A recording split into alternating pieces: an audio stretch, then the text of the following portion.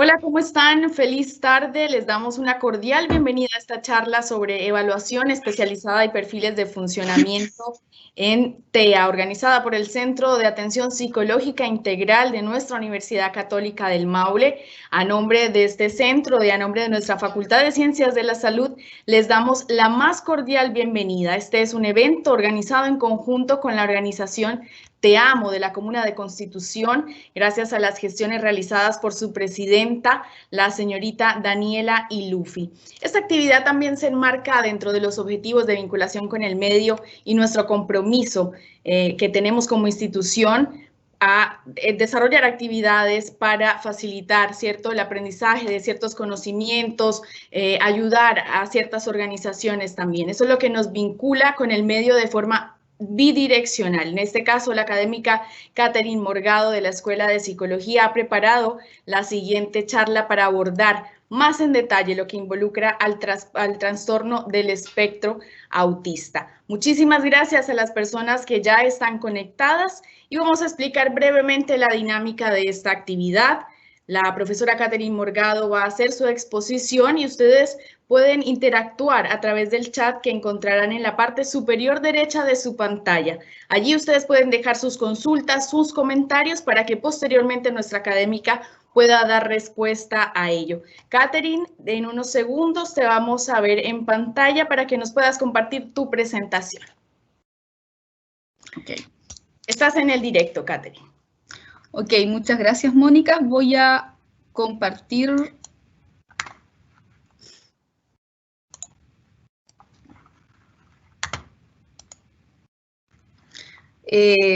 Ya compartí el PPT, se está viendo, ¿verdad? Sí, ahí lo estamos viendo y ahora lo estamos viendo en el directo. Súper, muchas gracias. Bien, tal como mencionaba Mónica, estamos haciendo esta charla en varios intentos que incluso eran previos a la situación de pandemia, así que finalmente junto a Daniela Ilufi, que es la presidenta de la organización Te Amo de Constitución, decidimos hacerlo vía remota, que es como están funcionando todo en la actualidad, ¿cierto? Y se enmarca también en el proyecto que se ha estado trabajando desde hace un tiempo desde el CAPI, desde el Centro de Atención Psicológica de la Escuela de Psicología de nuestra universidad, donde pretendemos en algún momento poder prestar el servicio de evaluación especializada a la comunidad, particularmente a las familias que tengan algún hijo, algún niño, niña o adolescente que ya esté diagnosticado, que tenga un diagnóstico formal o que existan sospechas de que a lo mejor pueda estar dentro de la condición del autismo, justamente porque esa evaluación y entender el funcionamiento que pueda tener el niño es fundamental para los planes de tratamiento y los apoyos que se puedan prestar. ¿Ya? Entonces, en ese contexto es donde surge esta charla, que es de lo que les voy a comentar un poco ahora, para poder también visibilizar en qué estamos, digamos, como país, como profesionales y también como familiares de estas personas y lo que nos queda, ¿cierto?, los desafíos que vienen a futuro a propósito del mismo tema, ¿ya? Voy a ir avanzando. Bueno, el tema del autismo que hoy día pareciese estar como bien de moda, en realidad se debe a que poco se conoce del autismo, si bien hoy día hay muchos más antecedentes respecto a él en función de décadas pasadas o años pasados. El por qué hoy día se está hablando mucho respecto a eso, lo que es bastante bueno, ¿cierto? Tiene que ver con que es un cuadro en términos del estudio y de la comprensión relativamente nuevo en comparación a otros cuadros o otras condiciones de salud, ¿ya?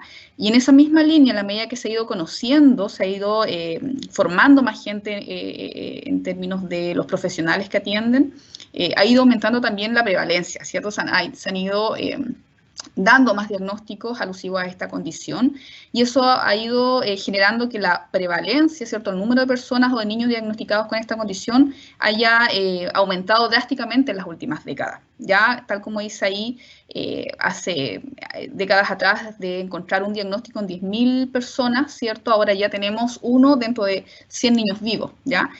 Las razones de por qué surge ese aumento de la prevalencia todavía son digamos, motivo de investigación, pero todo apunta a que efectivamente no es que exista una pandemia al respecto, ¿cierto? Obviamente, porque además no es una situación contagiosa, sino que más bien se debe a este tema de estar en mayor conocimiento y haber más profesionales que están formados también en el área, y lo que vamos a ver más adelante, que efectivamente en el año 80 el autismo propiamente tal pasa a formar categoría clínica dentro de los manuales diagnósticos de los profesionales que pueden diagnosticar esta condición, ¿ya? Sabemos también que es una condición de inicio precoz, se enmarca dentro de las alteraciones del neurodesarrollo y como característica esencial es su amplia variabilidad, ¿cierto? Es muy heterogéneo entre una persona y otra, ¿ya?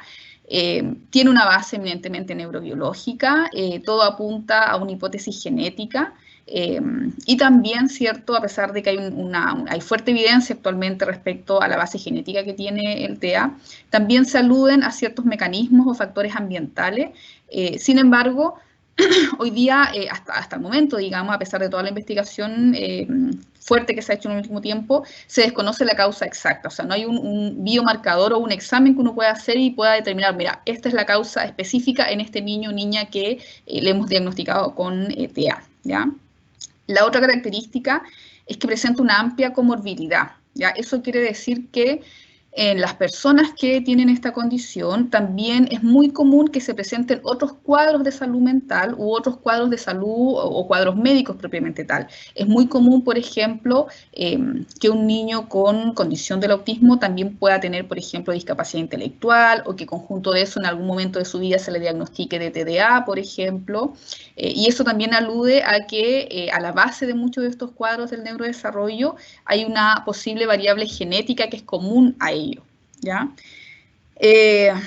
La expresión de la sintomatología va a estar dada en función de la gravedad de los síntomas, que es un poco lo que vamos a revisar también a propósito de la evaluación especializada, de la edad, porque obviamente la variabilidad, la forma de los síntomas va a ir modificándose a la medida que el niño crece, pero también va a estar dado en función de las características acompañantes de este cuadro y de las oportunidades del ambiente. Y ahí obviamente entra muy fuerte lo que es el apoyo familiar y el acceso a tratamientos oportunos. En cuanto a la disposición entre hombres y mujeres, se sabe que es más prevalente en hombres. Hay una proporción de 4:1, ¿cierto? Sin embargo, eso en el último tiempo igual se ha cuestionado respecto a ciertos sesgos que hay muchas veces en la mujer, ¿cierto? Que hace un poco invisibilizar ciertos síntomas, ¿ya? En algún momento esa prevalencia, esa distribución llegó a ser 8:1, ¿cierto? 8 hombres versus una mujer. Hoy día obviamente se ha bajado porque se ha logrado poder visibilizar de que también hay niñas y mujeres también dentro del espectro, y a pesar de que se ha reconocido un poco esta invisibilización cultural, sí se sigue reconociendo que hay una mayor predisposición hacia el varón, ya que también es común a otros cuadros del neurodesarrollo, donde hay una mayor prevalencia de que presenten estas condiciones personas que son del sexo masculino, ¿ya? Y obviamente es transversal a todas las clases sociales, culturas, raza, etnia, etcétera, ¿ya? Dentro de esta comprensión que hoy día vamos a hacer respecto al cuadro, vamos a tener estos antecedentes. En un inicio, cuando se empieza a investigar esto alrededor de la mitad del siglo pasado, ¿cierto? A través de los estudios de Kanner o de Asperger, por ejemplo, en algún momento ellos relacionan este cuadro, esta condición, a una deficiencia afectiva en la relación madre-hijo, ¿ya? ¿Por qué lo comento? Porque a veces todavía se escucha aludir un poco a que posiblemente el autismo puede ser causado debido a relaciones o a temas más familiares. Esa hipótesis está totalmente descartada, eso no es así. El origen del autismo efectivamente es de tipo neurobiológico y la variable genética es la que está más pesando hoy día a propósito de las investigaciones, ¿ya? No hay ninguna posibilidad en ese sentido de que la forma de relacionarlos en la familia o la carencia o no que pueda existir desde el seno familiar vaya a causar autismo. Eso es negativo, obviamente, y puede causar otras situaciones que son también negativas, pero no particularmente autismo, ¿ya? En términos de diagnóstico, por lo general, hace un par de años atrás el diagnóstico estaba dado en la mayoría de los niños cuando ingresaban a la etapa escolar, ¿cierto? Entrando a kinder, primero básico, alrededor de los 5 o 6 años se empezaron a dar con fuerza los diagnósticos. Hoy día se sabe que eso ya es un diagnóstico tardío. Los síntomas del autismo, sobre todo en los casos más graves o más profundos, son evidentes incluso antes del año de vida.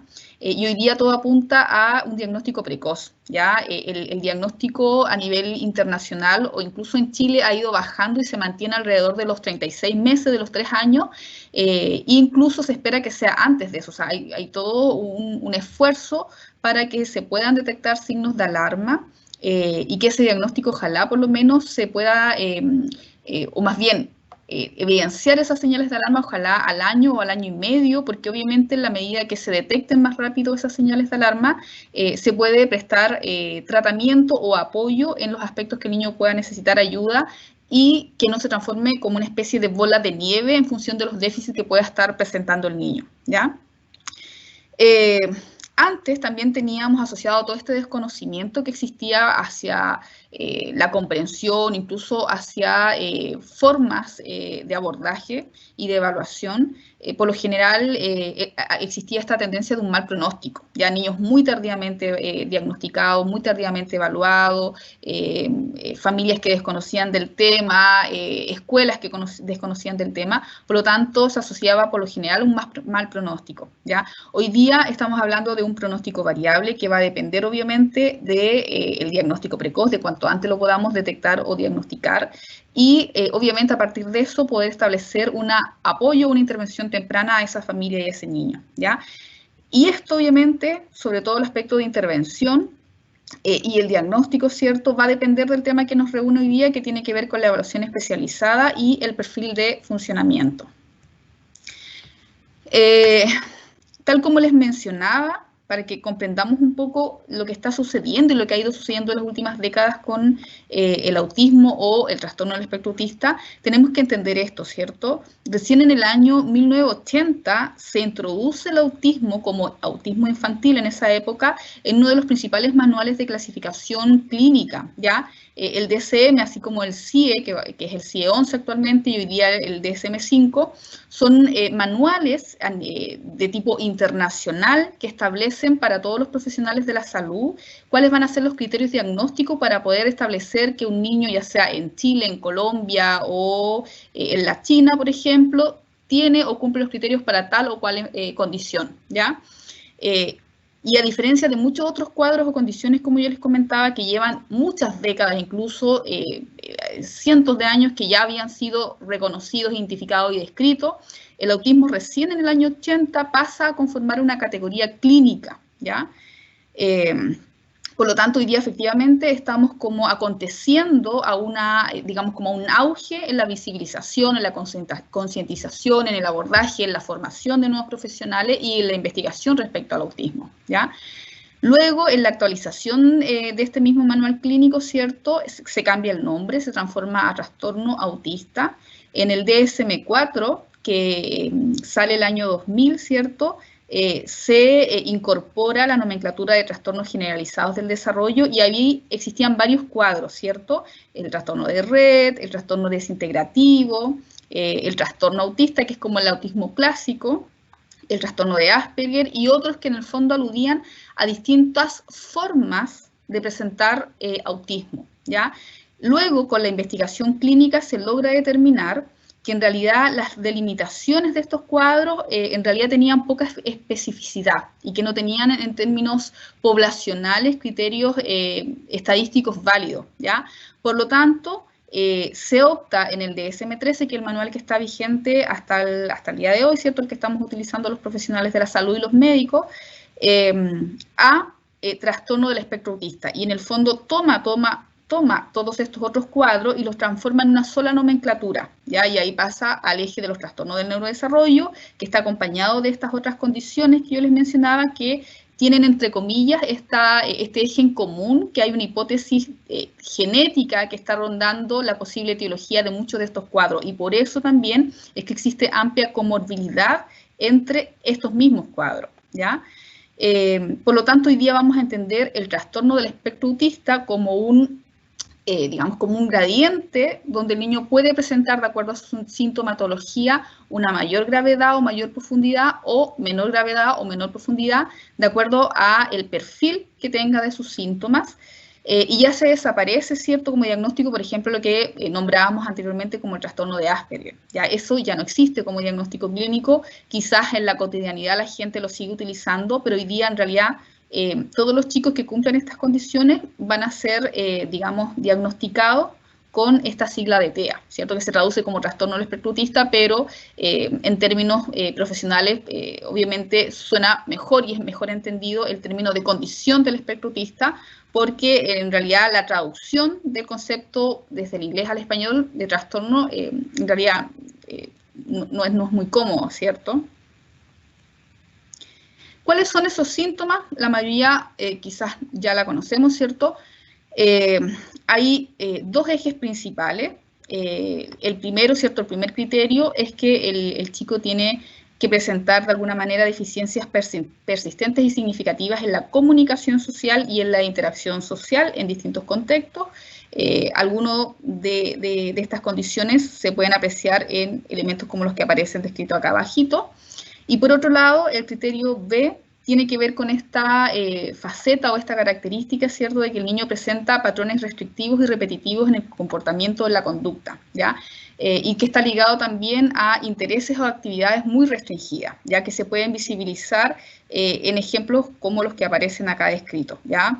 Estereotipias, movimientos ritualizados, insistencia en la monotonía, mucha frustración cuando yo le cambio las rutinas al niño, por ejemplo.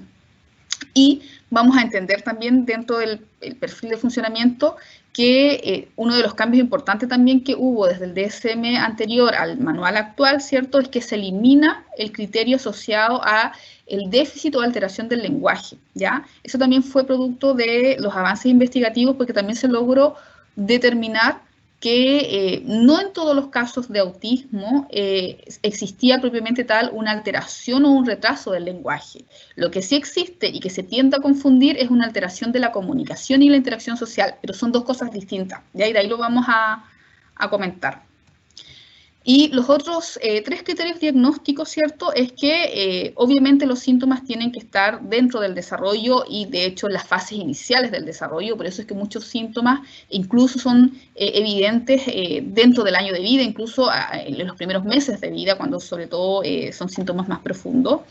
Que estos síntomas a la vez causen un deterioro significativo en la vida social y escolar, digamos, y en distintas facetas de la vida de la persona o del niño.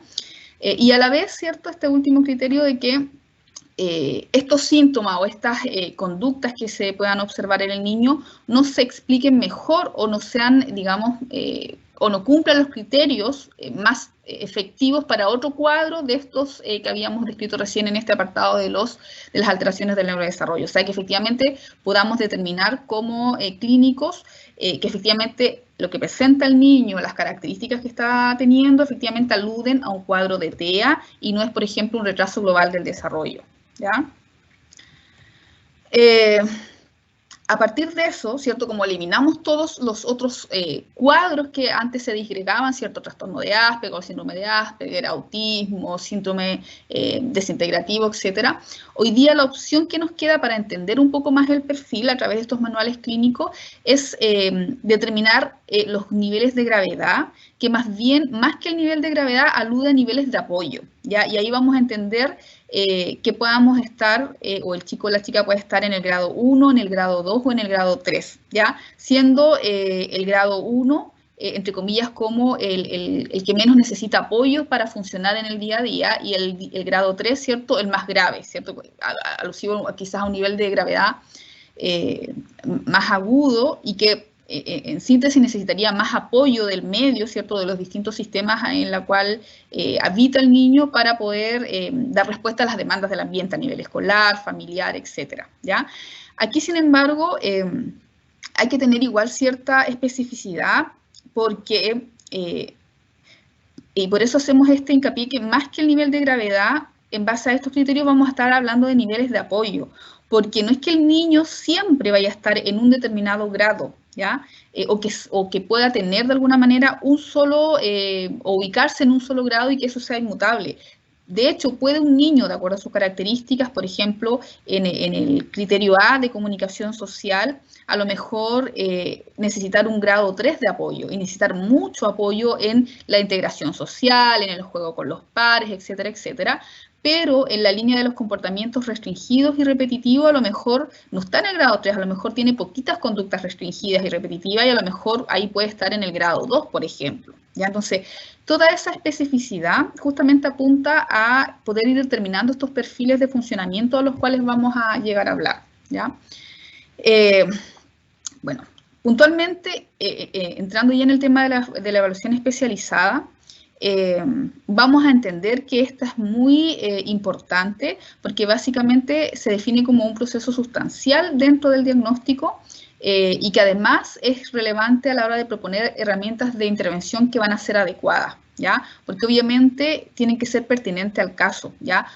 Tal como decía al inicio, la alta heterogeneidad que puede tener una persona con autismo hace que los tratamientos y la evaluación sea muy importante para poder definir este perfil de funcionamiento, ¿ya?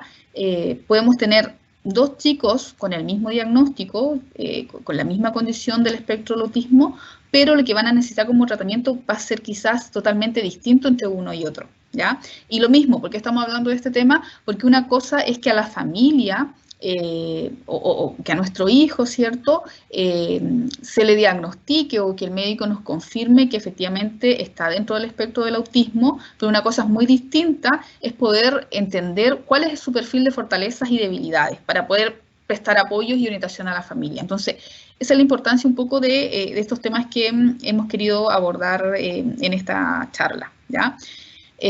Esa evaluación especializada apunta a ciertos hitos que acá los tenemos separados, ¿cierto? Un poco como los signos de alerta que podemos tener desde la familia y también a nivel profesional por ciertas esferas o etapas de vida, ¿ya? Estos signos de alerta que de algún modo apuntan a señales predictoras van a estar ancladas, por ejemplo, en niños pequeños, incluso, como yo les decía, en niños de meses de edad, ¿cierto? A los 6 meses, a los 8 meses, al año. Uno de los primeros signos de alerta que podemos encontrar puede ser la falta del contacto ocular, ¿ya? Esto que es tan innato en los bebés cuando nacen, ¿cierto? Que efectivamente buscan el contacto ocular de los adultos, sobre todo de los cuidadores principales, y que además luego desarrollan una sonrisa social, ¿cierto? Que este gesto tan propio en los seres humanos que es generar esta sonrisa social a través del contacto cara a cara, ¿ya?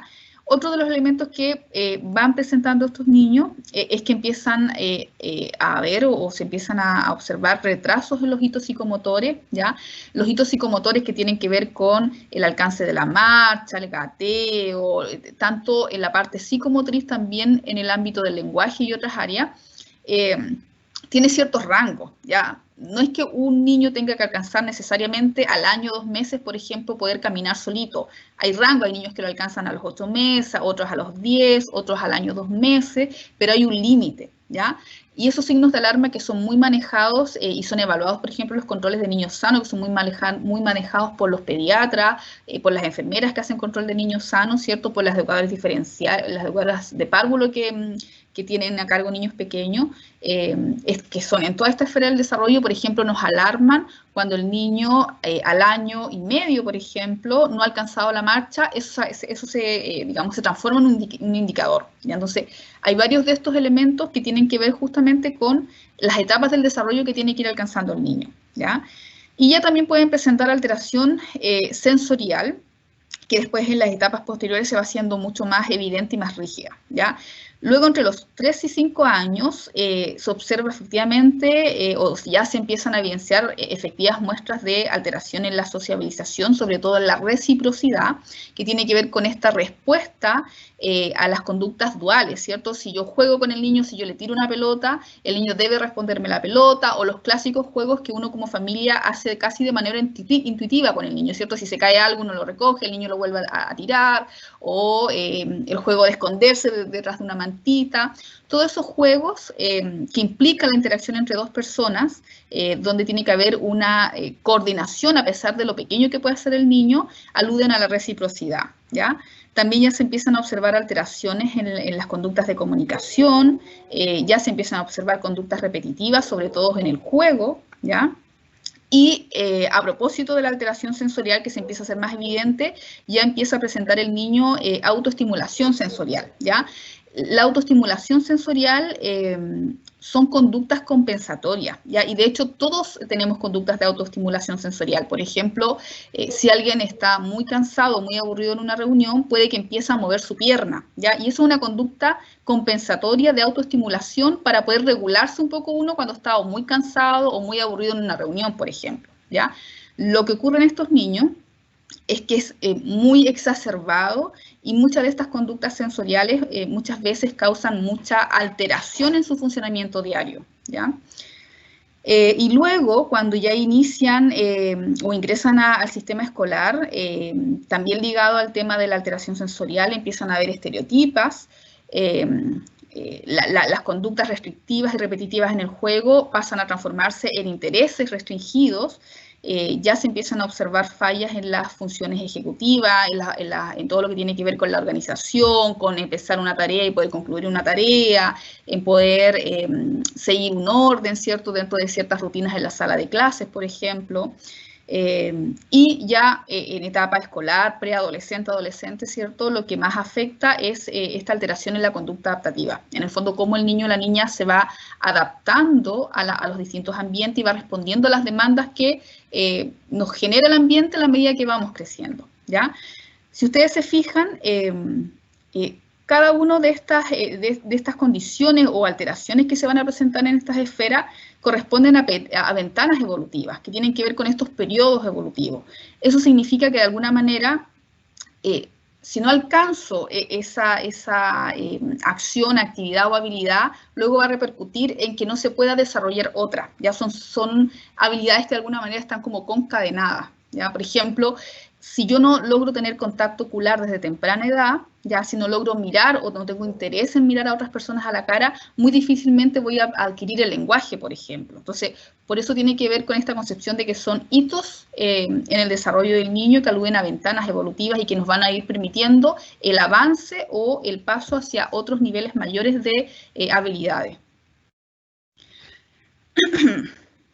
En esa línea, vamos a entender que la evaluación especializada en TEA tiene dos grandes ejes, ¿ya? Y esto es un poco lo que algunos profesionales, digamos, se han ido formando y que aún faltan muchos centros en Chile, sobre todo a nivel regional, que cuenten con los instrumentos y con la gente capacitada en las distintas áreas, desde psicólogos, terapeutas ocupacionales, fonoaudiólogos, kinesiólogos, que puedan dar cobertura a esto, ¿cierto? Porque vamos a entender que para la condición del espectro autista vamos a tener una primera evaluación especializada que es la evaluación diagnóstica propiamente tal, ¿ya? El objetivo de esa evaluación diagnóstica, tal como su nombre lo indica, es poder determinar si efectivamente el niño cumple o no los criterios diagnósticos, ya sea a partir de esta alerta o alarma que tenemos como familia o como educadores respecto al niño, efectivamente, si lo objetivamos a través de una evaluación, ¿cierto? Y la evaluación médica también, alude o no a este cuadro de autismo, ¿cierto? A partir de los criterios que habíamos revisado hace un momento. Por lo tanto, la finalidad es efectivamente corroborar o descartar el diagnóstico de TEA propiamente tal, ¿ya? Sin embargo, vamos a tener otro nivel de evaluación, que es la evaluación conductual, ¿ya? Y la evaluación conductual tiene otro objetivo.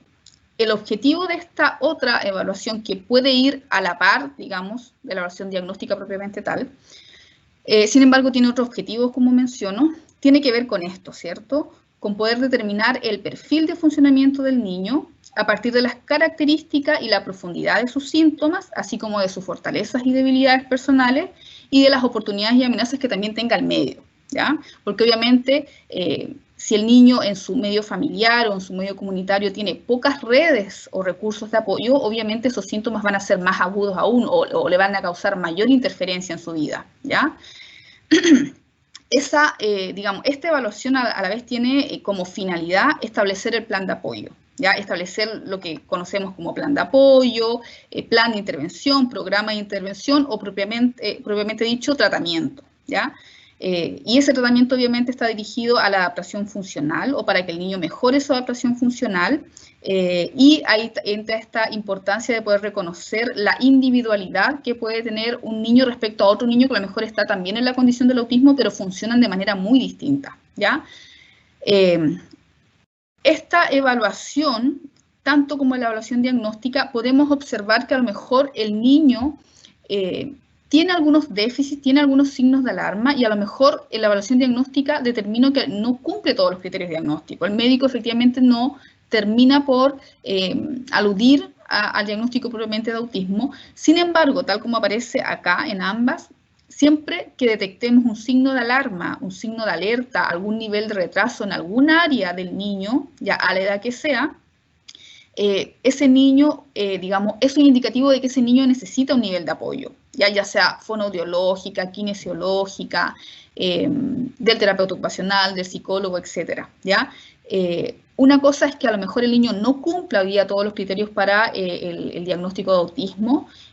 Sin embargo, si hay algún signo de alerta, eso necesariamente se tiene que intervenir, ¿ya? Y eso también es importante que como profesionales y como familia lo sepamos. Si un niño está con un retraso, por ejemplo, a nivel de comunicación o a nivel del lenguaje, a lo mejor cuando es pequeño es muy difícil el diagnóstico. Mientras más pequeño sea el niño, efectivamente hay más posibilidad de error en el diagnóstico, porque se puede confundir, por ejemplo, con una discapacidad intelectual, con un retraso global del desarrollo. Entonces ahí quizás, sobre todo a temprana edad, quizás no nos va a importar tanto el diagnóstico formal propiamente tal, pero sí, si el niño efectivamente tiene un signo de retraso en algún área, eso sí necesariamente vamos a tener que intervenirlo quizás con profesionales o quizás a través de la orientación familiar que le podamos dar para que apoyen desde la casa a ese niño.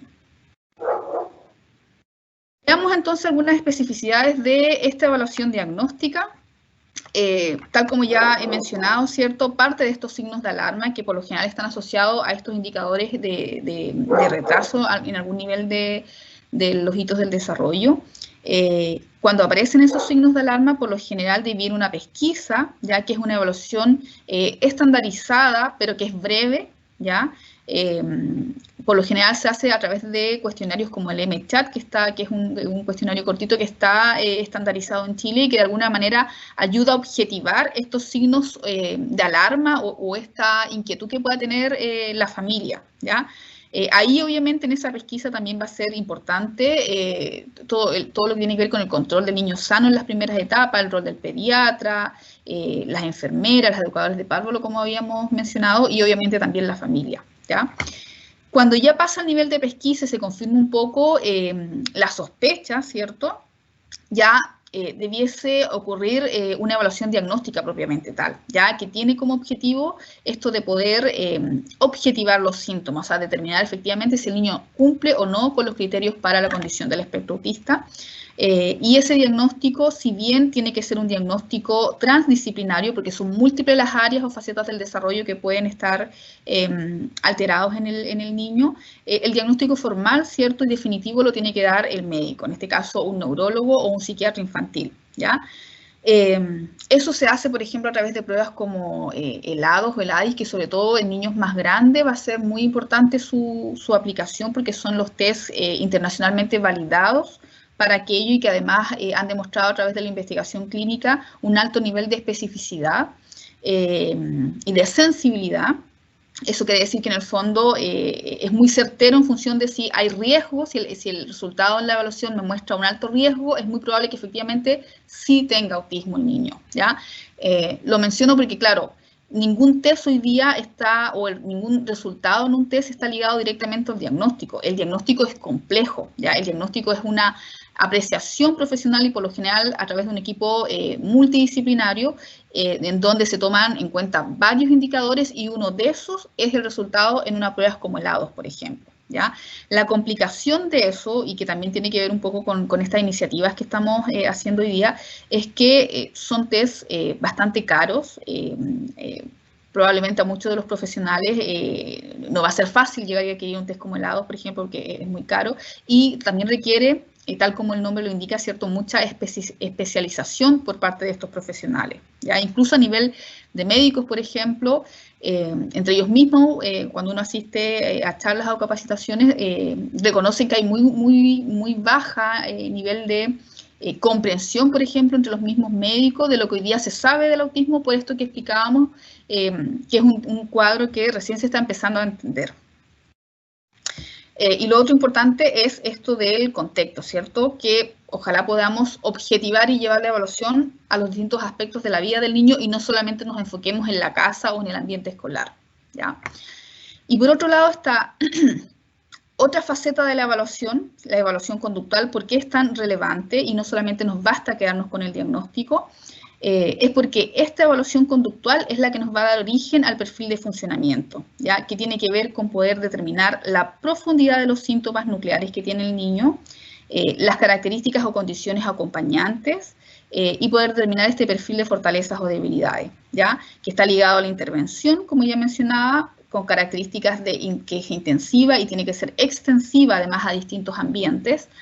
Y otro punto súper importante es que esta evaluación conductual, a diferencia de la evaluación ligada al diagnóstico, esta tiene que estar estipulada en formatos de reevaluación, ¿ya? El niño o la niña, cada cierto tiempo va a tener que ir reevaluándose por estos profesionales, ¿ya? Porque esa reevaluación está fuertemente ligada al pronóstico, permiso,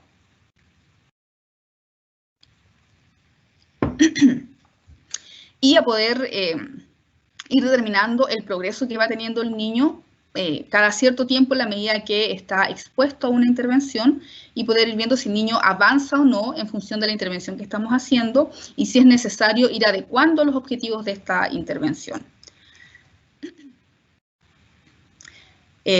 Tal como mencionaba, ¿cierto? Esta evaluación conductual, en estos dos formatos de evaluación que vamos a tener en el TEA, tiene que ver con esto, ¿cierto? Poder indagar en la especificidad de los síntomas nucleares, que son estos que vemos acá, ligados al criterio A y al criterio B que comentaba al inicio, pero además la heterogeneidad en el autismo la vamos a determinar también en función de todas estas otras condiciones o características, ¿ya?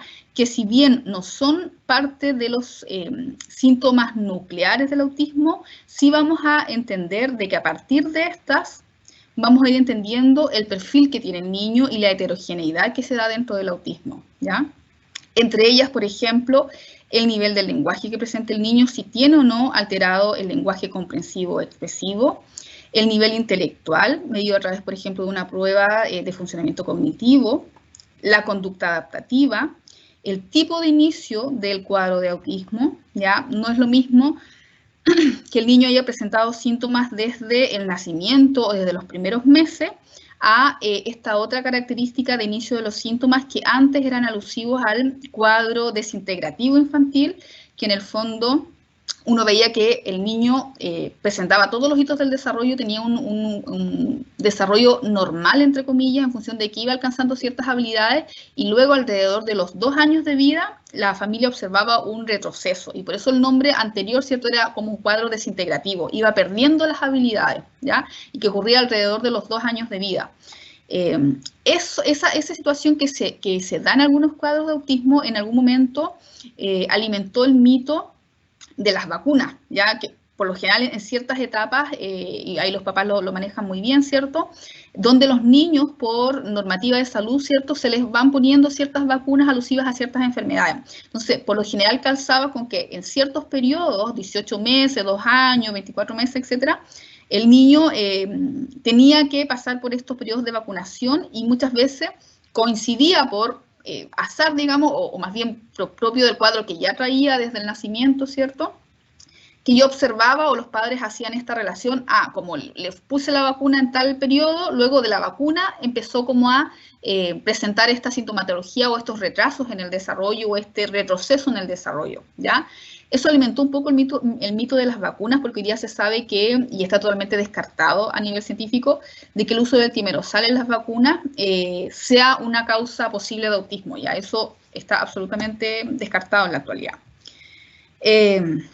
A la vez también entender respecto a las posibles comorbilidades que vaya a presentar el niño en la infancia, sobre todo estas comorbilidades con otros cuadros del neurodesarrollo, como discapacidad intelectual, como alteración del lenguaje, etcétera, etcétera. Y después cuando van avanzando en edad, sobre todo en la parte de la adolescencia, por ejemplo, también es posible que existan comorbilidades con otros cuadros de salud mental, por ejemplo, depresión, TOC o otras posibilidades de condiciones que son alusivas a alteraciones de salud mental.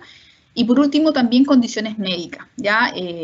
Hay una alta prevalencia de autismo con epilepsia, por ejemplo, y también otros cuadros, sobre todo los de tipo genético, donde se presenta la condición de autismo acompañado de otras alteraciones médicas o físicas propiamente tal, ¿ya? Entonces, cuando hablamos de esta evaluación conductual para determinar el perfil de funcionamiento, tenemos que indagar y poder evaluar la gravedad de estos síntomas que son los nucleares, pero además determinar estas otras variantes, ¿ya? Sobre todo lo que más está ligado al pronóstico del niño o niña con autismo está ligado al nivel del lenguaje, si estas características nucleares se acompañan o no con una alteración del lenguaje y en función si tiene o no el niño discapacidad intelectual. Esas dos características acompañantes son las que más están asociadas al pronóstico del cuadro. Y en función de este perfil de funcionamiento, vamos a comprender algunas de estas cosas que aparecen acá. Obviamente esto da para, digamos, presentaciones mucho más largas. Voy a tratar de no ser tan extensiva por un tema de tiempo, pero en el fondo para que se entienda, ¿cierto? ¿A qué aludimos con esta evaluación conductual? Y en función del perfil de funcionamiento que le vamos a ir indagando al niño, ¿ya? Por ejemplo, entender efectivamente que el lenguaje no es lo mismo que la comunicación. Obviamente están relacionadas, pero vamos a entender que, por ejemplo, la faceta de la comunicación, que efectivamente es un síntoma nuclear en el autismo, tiene que ver con la gama de interacciones sociales, ya de la reciprocidad emocional, de todo lo que hoy día se entiende como cognición social, ¿ya?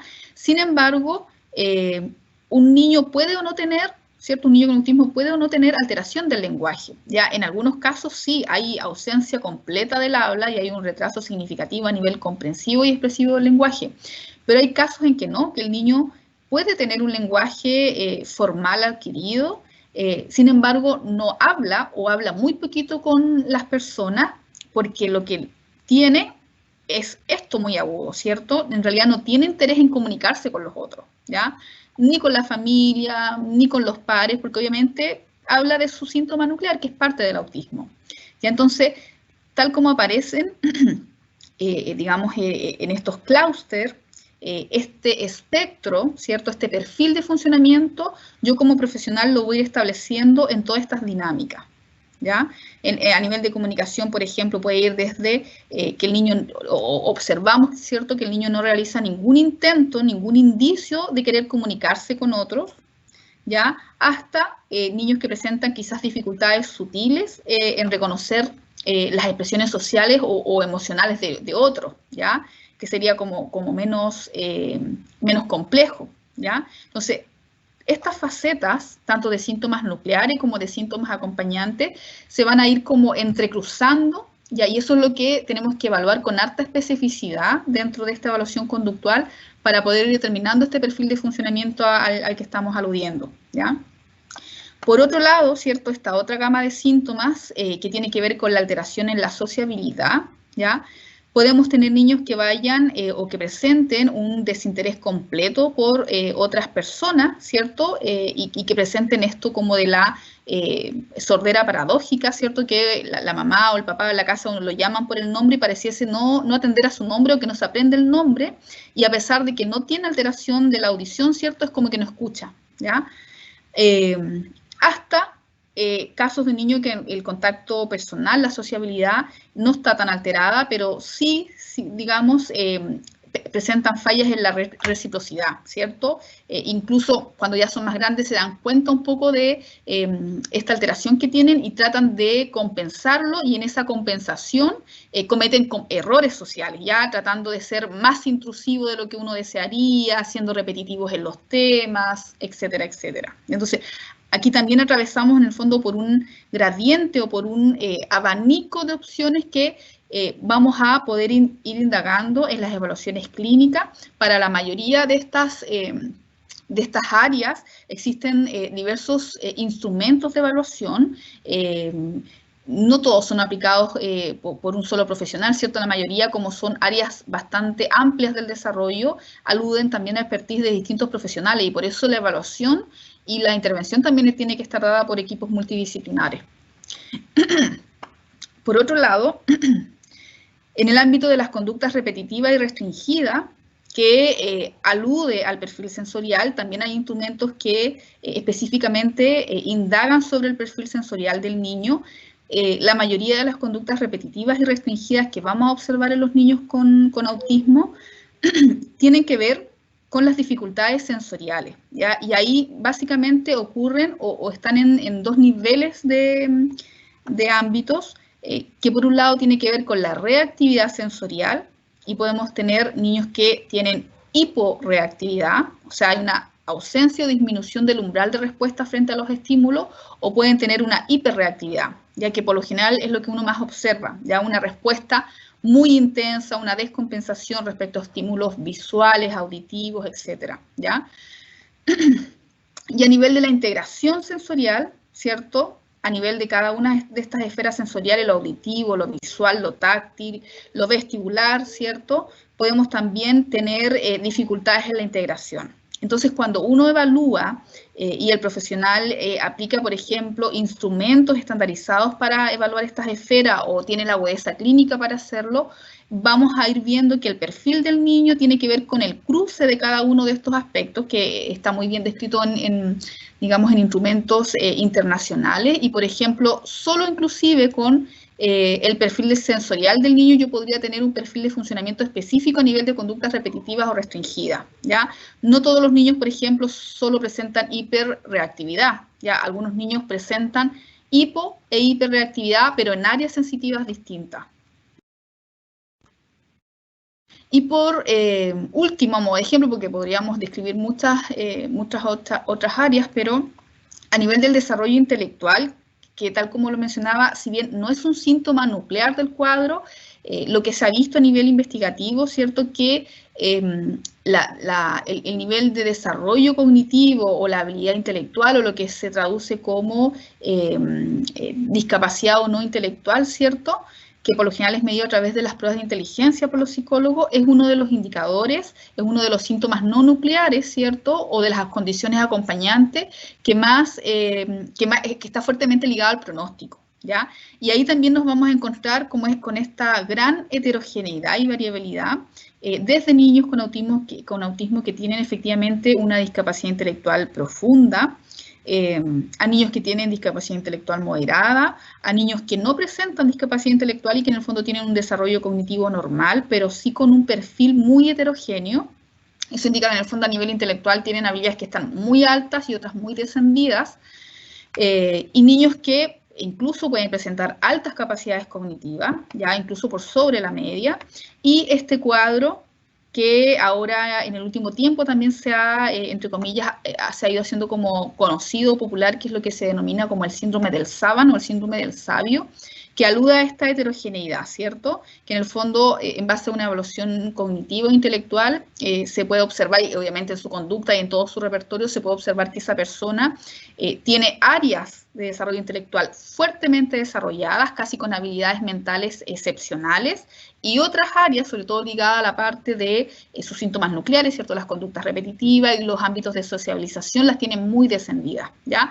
Y esto se ha hecho popular porque, por ejemplo, acá tenemos esta imagen de una película donde el personaje calza justamente con lo que podríamos denominar el síndrome del sabio, y los que han tenido la oportunidad o tuvieron la oportunidad de ver esta serie de Good Doctor que se transmitió hace un tiempo por señal abierta, ¿cierto? Efectivamente grafica muy bien cómo una persona que tiene autismo tiene esta característica a nivel intelectual del síndrome del sábano, o sea, síntomas de autismo muy marcados, pero también habilidades en algunas esferas muy marcadas también, incluso sobre un ciudadano promedio. Bueno, ¿y qué se ha visto? O sea, ¿a qué apunta la investigación a partir de que ya dejamos de hablar de síndrome o trastorno de déficit integrativo, síndrome de Asperger, autismo, y ahora todo va a estar dentro de esta nomenclatura de trastorno del espectro autista o TEA?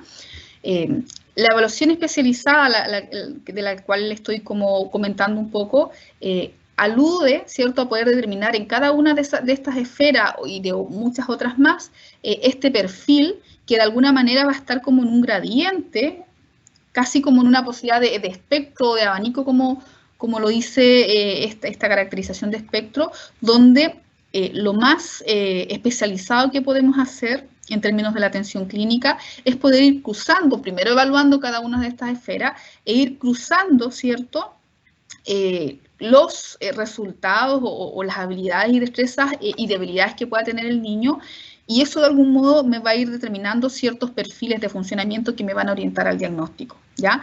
Acá hay una clasificación que lo hace varios años, hace varias décadas atrás, una psiquiatra británica que es Lorna Wynne, que es la que traduce en su momento los escritos de Asperger, de Hans Asperger, y determina que dentro de este espectro del autismo, de acuerdo al cruce de toda esta sintomatología y característica, podríamos llegar a encontrar 3 grandes grupos, ¿ya?, en función de su perfil de funcionamiento. Y ella lo denomina en su momento como un perfil aislado, un perfil de niños pasivos y un perfil de niños activos, pero muy extraños, como conductas muy extravagantes, ¿ya? Eso en algún momento no se tomó o no ha sido muy conocido, pero hoy día, como el autismo deja de tener todos estos cuadros diversos y solo vamos a hablar o solo se comprende el cuadro de trastorno del espectro autista, se ha vuelto a retomar esta nomenclatura que hace varios años Lorna Wynne, y se ha vuelto nuevamente objeto de interés clínico, porque efectivamente, tal como mencionaba hace un rato, ¿cierto?, una cosa es que entendamos que el niño tiene o está en la condición del espectro autista, pero es muy necesario entender cuál es su perfil de funcionamiento en base a estas características, sus síntomas o condiciones, ¿ya? Y estas investigaciones que luego han sido retomadas, acá tenemos la primera que era de 3 posibles presentaciones del perfil de funcionamiento del niño. Acá encontramos otra que ha sido realizada posteriormente. Encuentran 4 grandes perfiles, ayudan un poco y nos van a ayudar también a nivel clínico y familiar a poder entender su perfil de funcionamiento dentro de este gran espectro, ¿ya?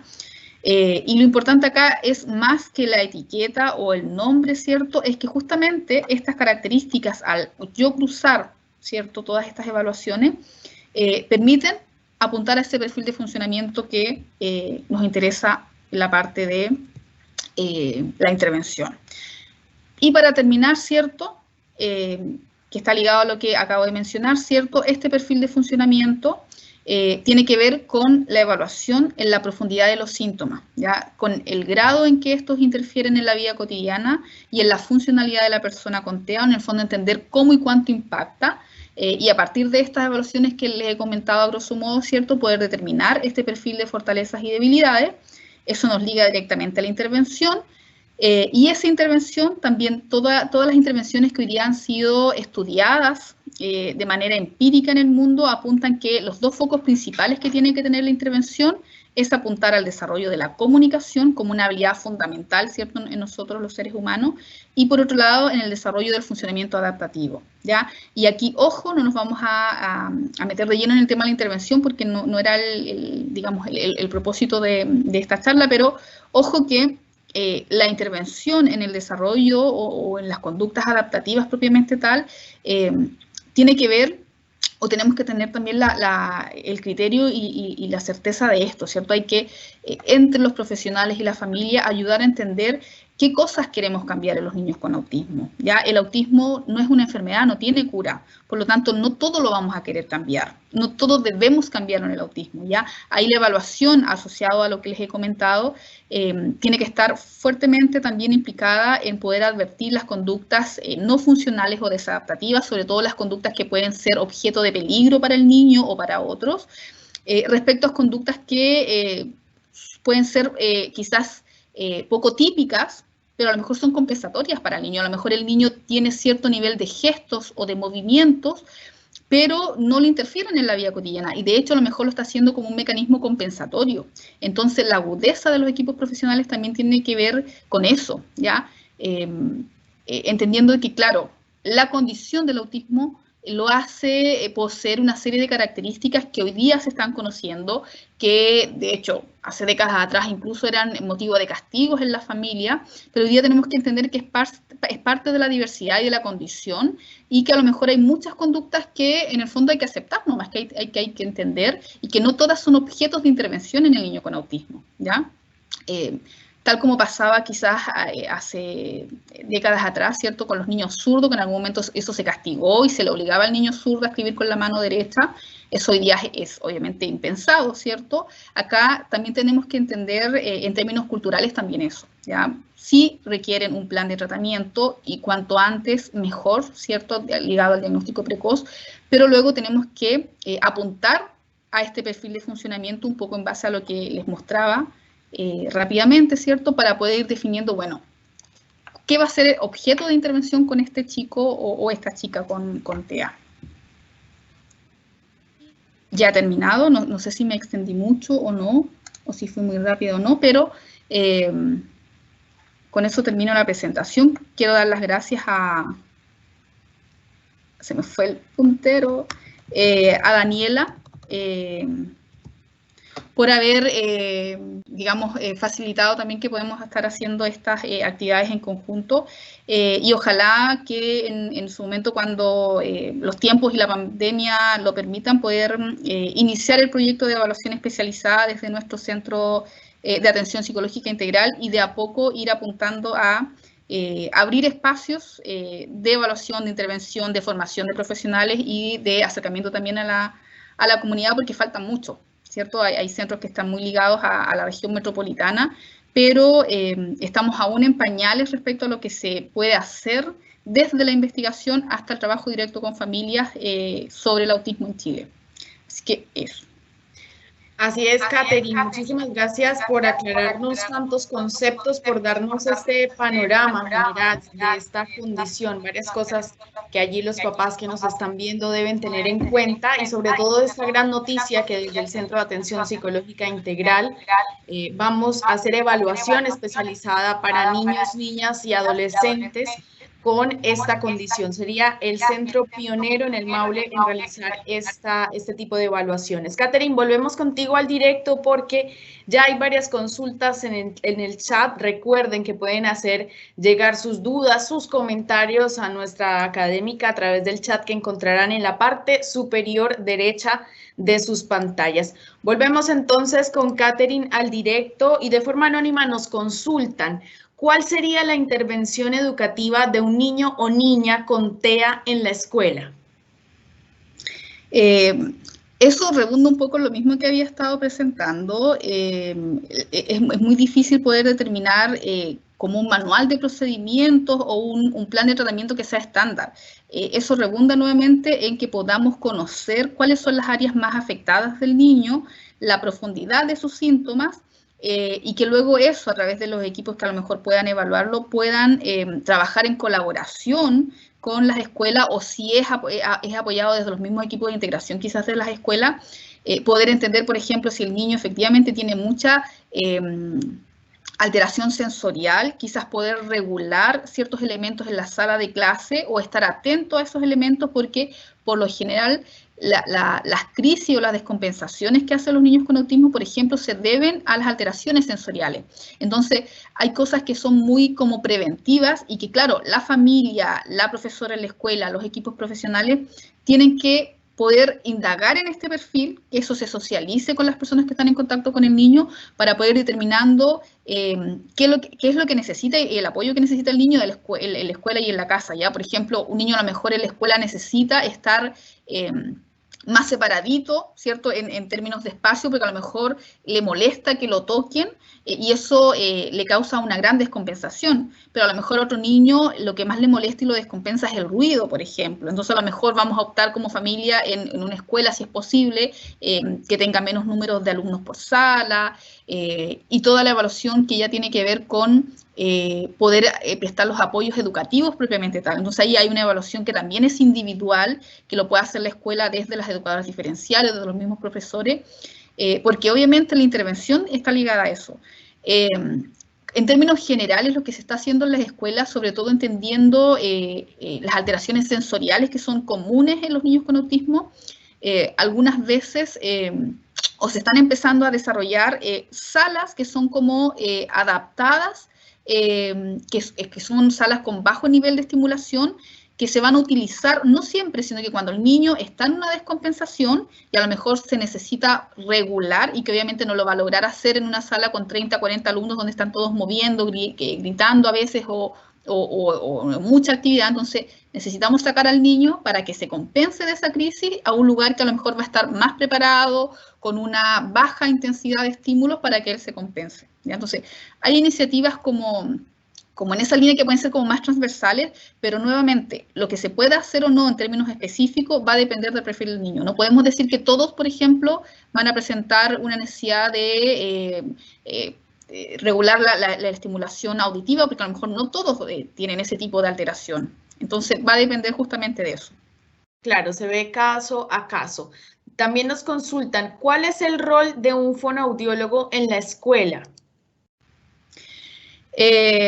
Bueno, no voy a hablar desde lo administrativo, porque obviamente hay cosas como más laborales en ese sentido. Lo vamos a enmarcar obviamente desde lo que estamos hablando, el rol del fonoaudiólogo, desde la escuela apoyando los niños que puedan presentar esta condición.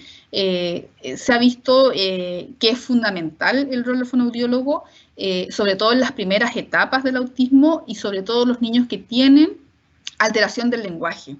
Ahí, en las primeras etapas, cuando presentan esta condición acompañante, que es el retraso de la alteración del lenguaje, obviamente que el rol y el apoyo fonoaudiológico es fundamental. De hecho, las terapias en ese sentido tienen que ser intensivas con fonoaudiólogos, ¿ya? Los niños cuando pequeños a lo mejor no necesitan tanto apoyo con psicólogo, a lo mejor sí lo necesitan los padres y los familiares, pero por lo general el psicólogo tiene que ver con etapas de adolescencia, cuando empiezan a cuestionarse otra esfera más en lo social, en lo anímico, pero lo que hace el fonoaudiólogo es fundamental, sobre todo en las primeras etapas de niños con autismo, todo lo que está ligado al lenguaje y a la comunicación.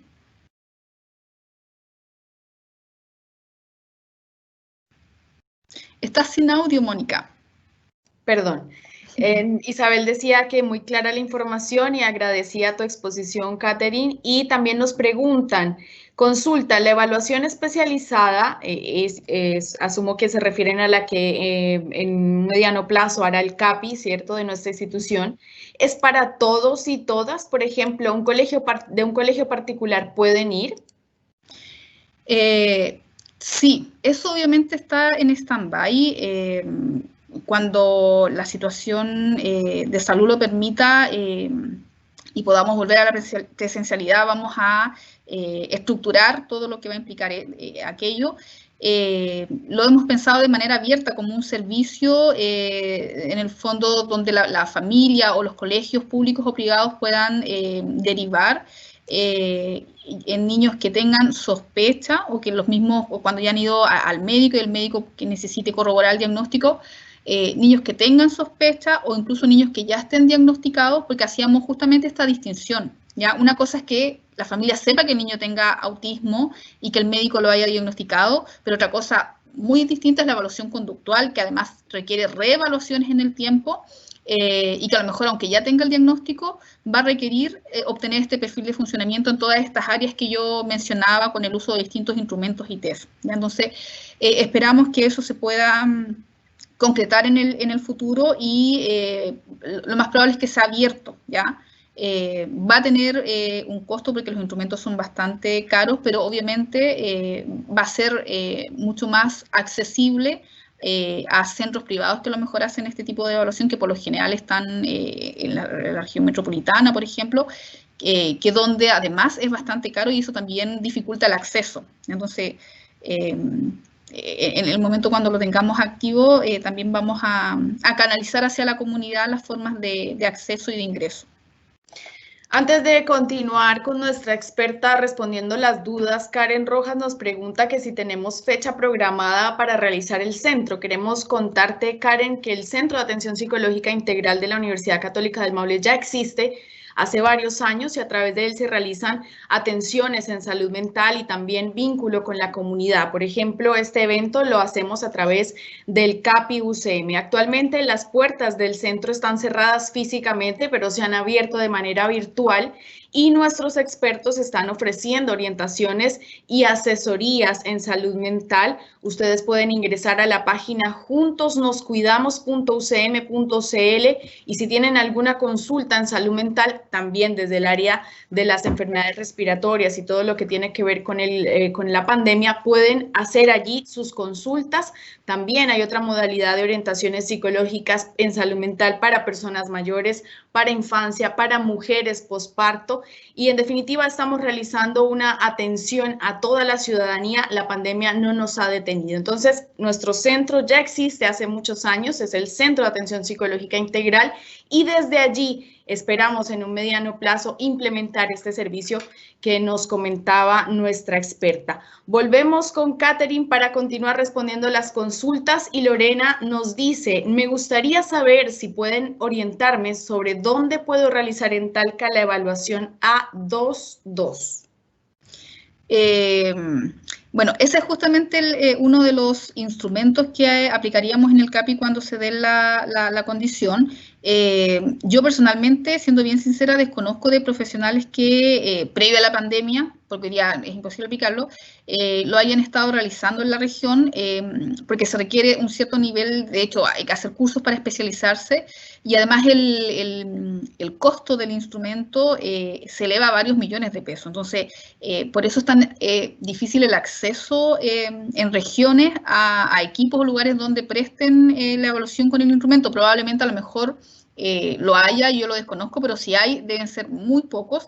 Y además, particularmente hoy día, en condición de pandemia, no es posible realizarlo, porque la aplicación de esa batería de evaluación implica un contacto directo y estrecho cara a cara con el niño, ya donde, por ejemplo, hay momentos donde yo justamente tengo que interactuar con ciertos esquemas de interacción social que tienen que ver con toda la gestualidad, el uso de normas sociales, de gestos, de expresiones, para yo poder ir indagando este perfil de funciones en el niño y que por lo tanto el uso de mascarilla imposibilita la evaluación. Entonces, mientras no compensemos a nivel sanitario esta situación que hoy día nos obliga un poco a estar distantes en acercamiento físico y con uso de mascarilla, ¿cierto? Hasta que la población no esté inmunizada, difícilmente nosotros como centro o cualquier otro profesional pueda estar aplicando el test A2. Así que hay que esperar en ese sentido.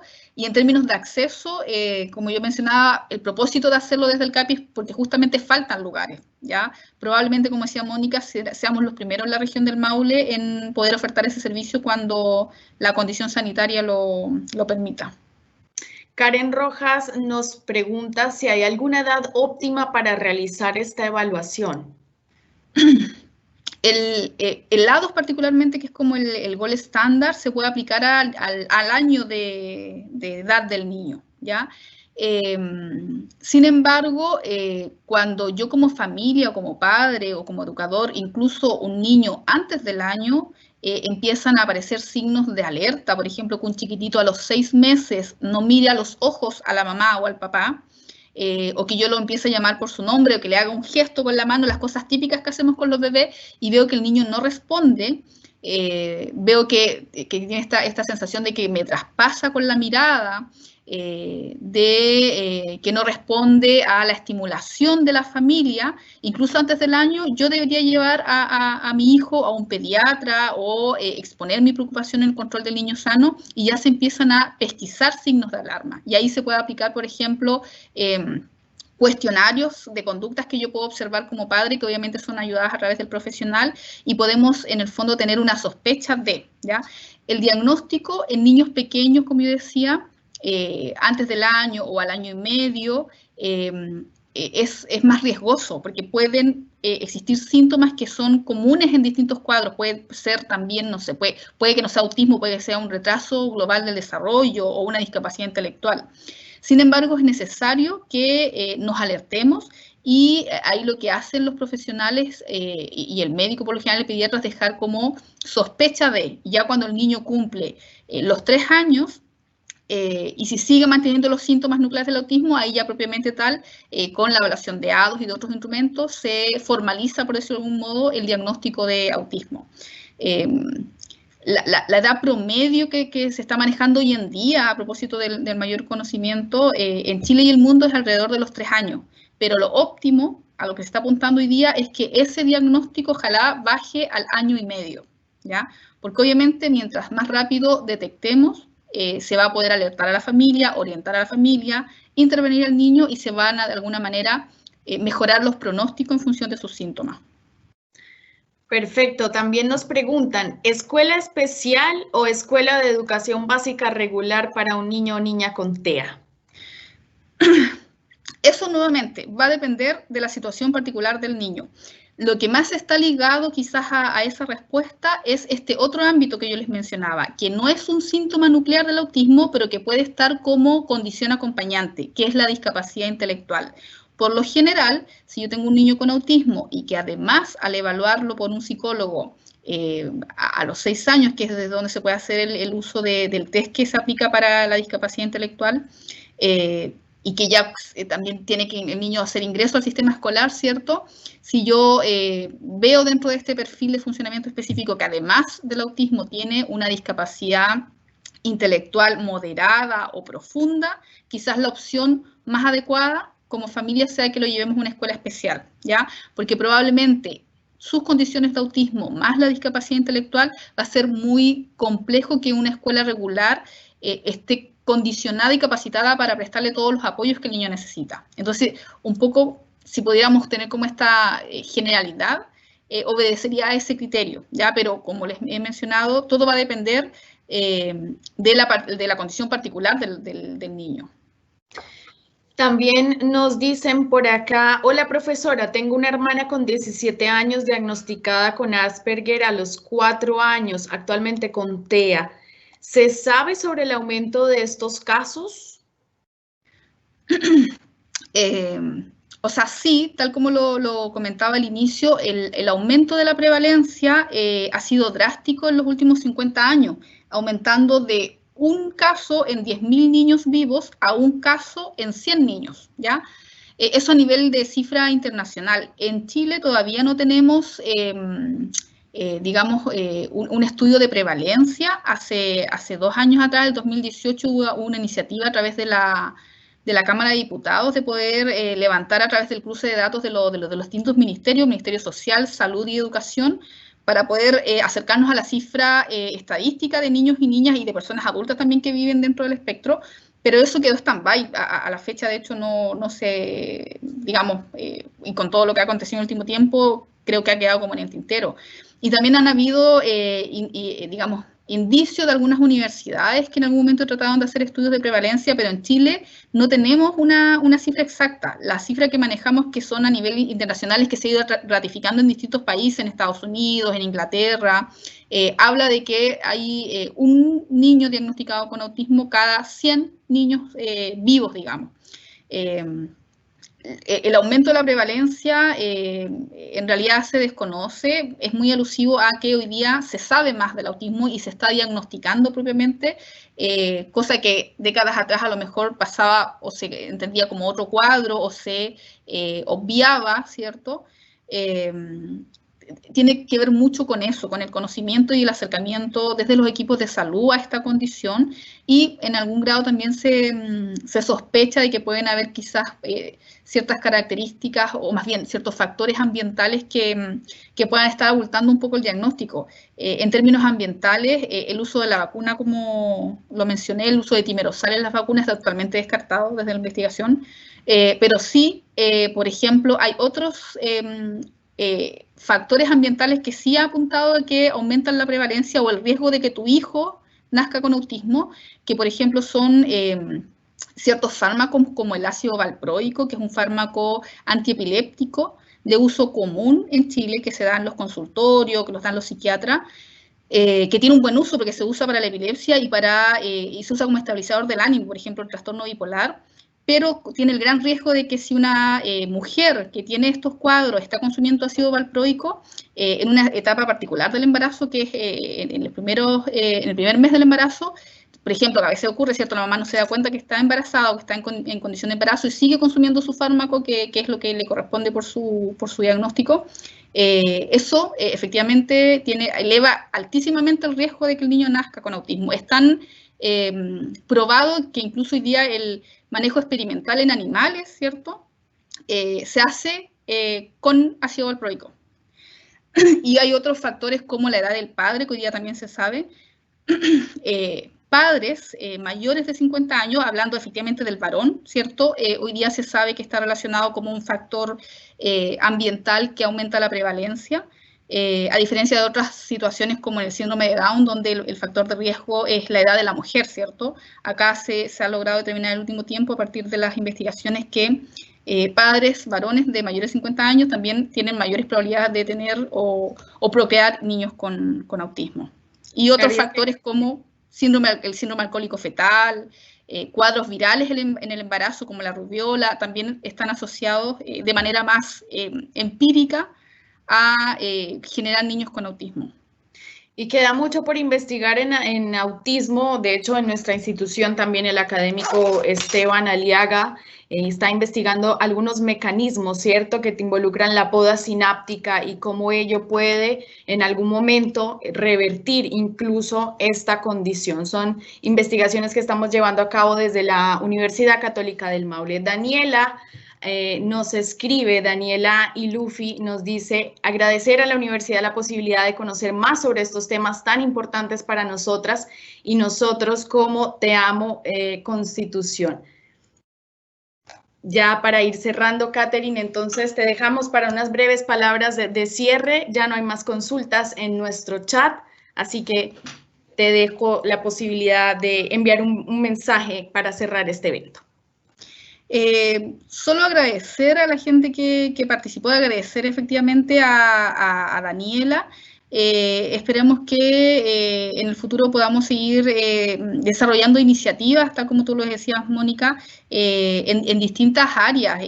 Como yo lo mencionaba, hay muchas cosas que hoy día se desconocen del autismo, hay mucho quizás que falta por aprender, que probablemente de aquí a 10 años, a 50 años, podamos reconocer, y en ese sentido hay muchas iniciativas que se pueden ir levantando desde la academia, desde el nivel investigativo, como lo mencionabas tú, y también todos los aportes desde la academia hacia la comunidad, que es un poco el centro de eso, o sea, cómo eso se transfiere a mejorar la calidad de vida de las personas a través de la concientización, a través del conocimiento de esta condición, poder ir formando profesionales tanto en la línea de pregrado, en las carreras de nuestra facultad, ¿cierto?, la Facultad de Salud, y poder también ir levantando servicios que a la larga, ¿cierto?, porque implican mucho esfuerzo, a la larga puedan ir apuntando a abrir el acceso a estos procesos de evaluación que son muy especializados, que son caros también, y a equipos de especialistas que puedan orientar y tratar a estos niños y niñas y orientar a las familias. Entonces, hay mucho camino por el cual podemos ir levantando iniciativas y esto, ¿cierto? Y lo que queremos hacer también a través del CAPI apunta a eso, ¿ya? Así que queda mucho camino por transitar en ese sentido, así que siempre que se pueda, vamos a estar, digamos, dispuestos a poder apuntar hacia allá. Así que eso, Mónica, yo me despido, te agradezco a ti también tu disposición y si en el futuro realizamos más actividades como esta, ya sea en modo virtual o no, lo vamos a difundir también a través de nuestras redes. Gracias, Catherine. Y justamente Ruth Campos nos escribió en nuestro Facebook del CAPI UCM, lo encuentran como @CAPI UCM, que se sumó recién a este evento y que se perdió tu exposición, pero queremos decirle a Ruth que no se preocupe porque la grabación de este evento va a ser subida posteriormente a nuestras redes sociales. Los invitamos a revisarlas, a mantenerse al tanto de todas las novedades de nuestra Facultad de Salud, del Centro de Atención Psicológica Integral y también de más eventos que realizamos constantemente para la comunidad. Nos encuentran como Facultad de Ciencias de la Salud en Facebook, en Instagram, en Twitter como faxa-UCM y al Centro de Atención Psicológica Integral como @capiucm en Facebook. Allí va a estar publicado entonces la grabación de este evento. Por su participación, por su interés a la organización Te Amo de Constitución, muchísimas gracias. Esperamos seguir contribuyendo a las familias con nuestros conocimientos, con nuestro apoyo de parte de nuestros académicos. Por su atención, muchísimas gracias. Que tengan una feliz tarde.